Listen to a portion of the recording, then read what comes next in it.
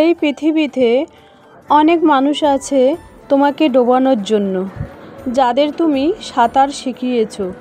মানুষ তখনই তোমার অতীতকে টেনে নিয়ে আসবে যখন তারা তোমার বর্তমানকে সহ্য করতে পারবে না। নতুন দিনে নতুন আর একটি ব্লগ ভিডিও নিয়ে হাজির আমি আপনাদের মাঝে। সাভানা, ছোট্ট একটা গ্রাম, কোচবিহার জেলা থেকে বলছি, দিনহাটা থেকে বলছি। তো গরিব মধ্যবিত্ত পরিবারে গৃহিণীরাও ঘরে বসে এইভাবে মোটা টাকা জমাতে পারবে। এই পরিবর্তনগুলো জীবনে এনেছি।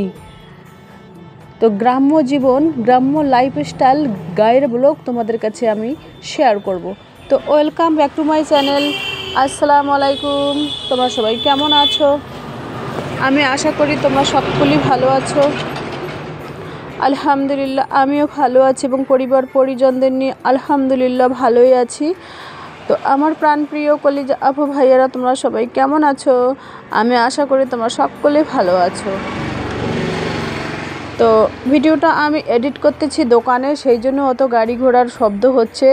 তো মানে দোকানে নেই কেউ, মেয়ে গেছে কলেজে আর ছেলে গেছে স্কুলে, আমি দোকানে বসে আছি। তো ভাবলাম যে না, ব্লগটা তোমাদের কাছে শেয়ার করি। এই যে দেখুন, এখানে একটা দেখতে পাচ্ছেন কাঁথা। তো এই কাঁথাটা না আমার মা আর কি পাথর দিয়ে দিয়েছে। তো এইটা আমি সন্ধ্যার সময় আর কি মানে সেলাই করি। মানে দিনের বেলা তো আমি সেলাই করার টাইম পাই না, কারণ জানোই তো সংসারের কাজ, ছোটো দিনের বেলা, শীতের ছোটো দিনের বেলা, কি বলবো আর, মানে শীতের ছোটো দিনের বেলায় মানে যেভাবে সংসারের কাজ তাড়াতাড়ি গুছিয়ে করলে অথচ তাড়াতাড়ি হয়, সেটাই আমি চেষ্টা করি আর কি। আর যেহেতু আমরা গরিব মধ্যবিত্ত পরিবারের গৃহিণী, তাই ঘরে বসে একটা মোটা টাকা জমাতে পারবে। তো তোমাদের বলছি আমি, ঘরে বসে কিভাবে একটা মোটা টাকা ইনকাম করতে পারবে বা সঞ্চয় করতে পারবে, সেই বিষয়ে কিছু আলোচনা করব, তোমাদের সামনে তুলে ধরব। দেখুন, আমি কিন্তু মধ্যবিত্ত, আমি কারো কথা বলছি না, আমার নিজের কথাই বলছি। তো পরিবারের গৃহিণী মানে ঘরে বসে, যেরকম ঘরে বসে 3 ধরনের ইনকাম করতে পারেন তোমরা ঘরে বসে। এক ধরনের হচ্ছে সেলাই, 2 ধরনের হলো হাঁস, কবুতর বা মুরগি, 3 ধরনের হলো ঘরে বসে কিন্তু টিউশনি পড়ানো যায়, ছোট ছোট বাচ্চাদের নিয়ে কিন্তু টিউশনি পড়ানো যায়। তো এই সমস্ত কাজ কিন্তু বিনা ইনভেস্টে তোমরা করতে পারো। হ্যাঁ, বিনা ইনভেস্টে এই সমস্ত কাজ করে কিছু মোটা অঙ্কের টাকা জমাতে পারো। আমি কিন্তু এই পরিবর্তনগুলো জীবনে এনেছি।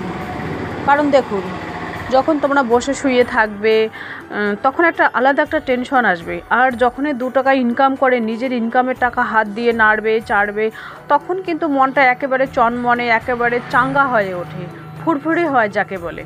তো এখানে ওখানে গেলে একটা জিনিস পছন্দ হলো, সেটাও নিতে মনটা চায়। তো আমি এই পরিবর্তনগুলো কিন্তু আমার জীবনে এনেছি। সেই জন্য আমি বর্তমান আলহামদুলিল্লাহ যতটুকুই ইনকাম করি না কেন নিজে, আমি আলহামদুলিল্লাহ খুব ভালো আছি। তো যাই হোক, তোমরাও কিন্তু সবাই বাড়িতে চাইলেই ঘরে বসে প্রত্যেক গৃহিণীরা কিন্তু এইভাবে মোটা টাকা জমাতে পারবে মাসের শেষে।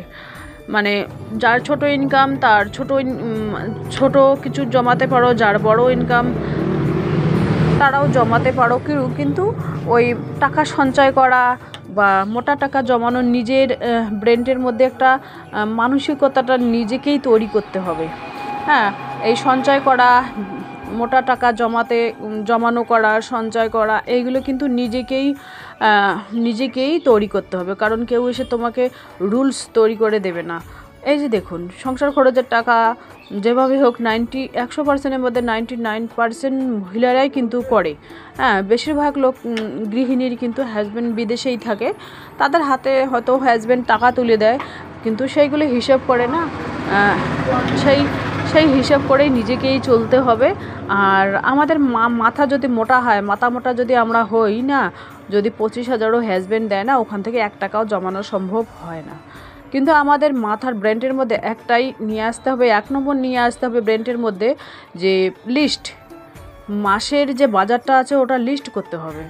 এক সপ্তাহের লিস্ট করতে পারো, তোমরা 15 দিনের লিস্ট করতে পারো, 1 মাসের লিস্ট করতে পারো। লিস্ট করে যদি সংসার খরচ করো না, তাহলে কিন্তু ওখান থেকে হলো ছোট সংসারে ছোট খরচ, বড় সংসারে বড় খরচ, তাহলে ওখান থেকে হলো 1000, যার ছোট ইনকাম তারা 1000, 2000 জমাতে পারবে, যাদের বড় ইনকাম তারা 5-7 হাজার, 10 হাজারও ইনকাম করতে পারো। যাদের ইনকাম ভালো, হাজব্যান্ডের ইনকাম যাদের 25,000, 30,000, তো মানে কারো হাজব্যান্ড না যারা বিদেশে থাকে তাদের হাজব্যান্ড মনে করো 20,000, 25,000 ওয়াইফের হাতে তুলে দেয়, কিন্তু তুলে দিলে হবে না। মনে করো তুলে দিল, আমরা খরচ করে নিলাম, এটা করলে চলবে না। হিসাব করতে হবে মান্থলি কত টাকা আমাদের একেবারে বাচ্চার স্কুল, কলেজ, টিউশন, মনে করো গ্যাস বিল, বিদ্যুৎ বিল, দুধের বিল, কারো বাসা ভাড়া আছে, কারো নেই। তো সেই দিক দিয়ে হিসাব করে না নিজেকে মেনটেন করে বুদ্ধি খাটিয়ে আর কি চলতে হবে।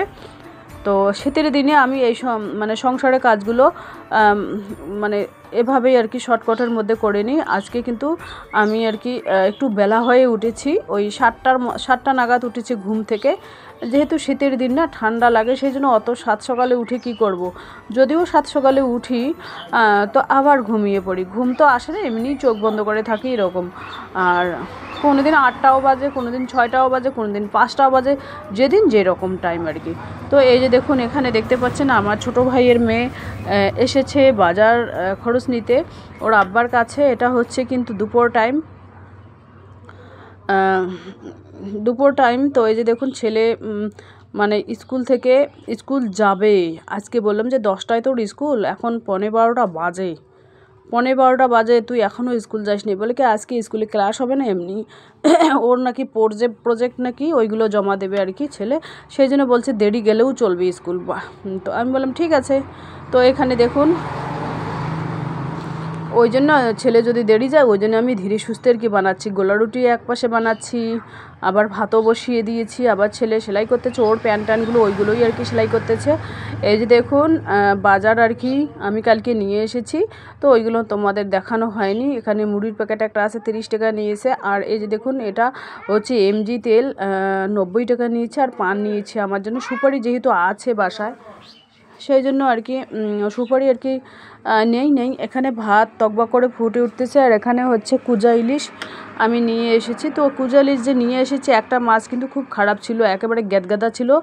তো এখানে শুকটি মাছ ভেজে নিচ্ছি, শুকটি মাছের ভর্তা বানাবো।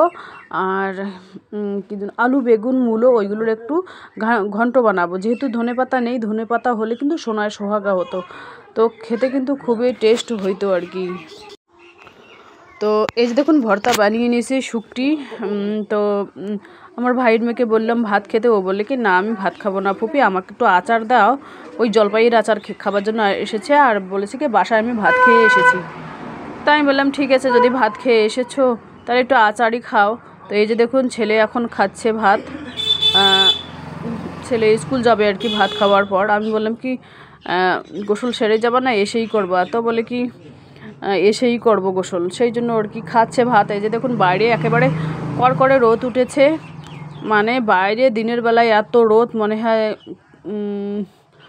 চোদ্দ বৈশাখ মাসে রোদ যেরকম সেরকম আর কি দেখা যাচ্ছে।